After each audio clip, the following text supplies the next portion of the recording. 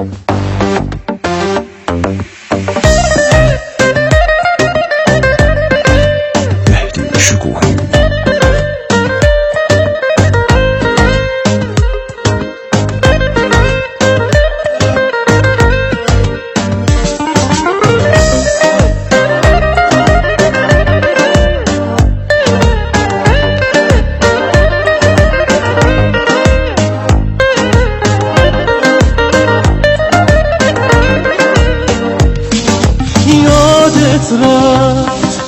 عشقت بودم عزیزت بودم یادت رفت همه کس همه چیزت بودم یادت رفت یادت رفت یادت رفت اون همه عشق و اون همه خاطره یادت رفت گفتی محاله که از یادت بره یادت رفت دیدی یادت رفت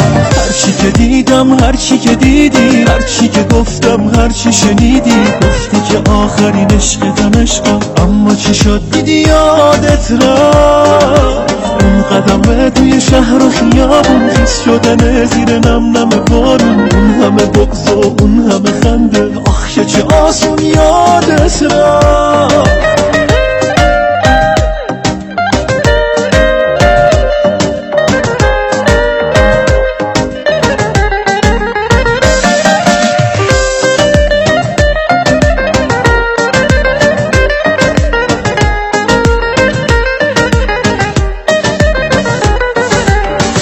تونستی من نمیتونم داره میسوزه قلبم و جونم چیزی از من نپرس کلافم حال خودم رو نمیدونم داره میشکنه حس غریبی تو وجودم لحظه به لحظه زندگی بعد تو عزیزم زندگی نیست مردن محضه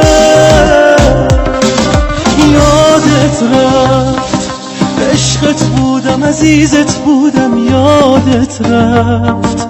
همه کس همه چیزت بودم یادت رفت یادت رفت یادت رفت اون همه عشق و اون همه خاطره یادت رفت گفتی محاله که از یادت بره یادت رفت دیدی یادت رفت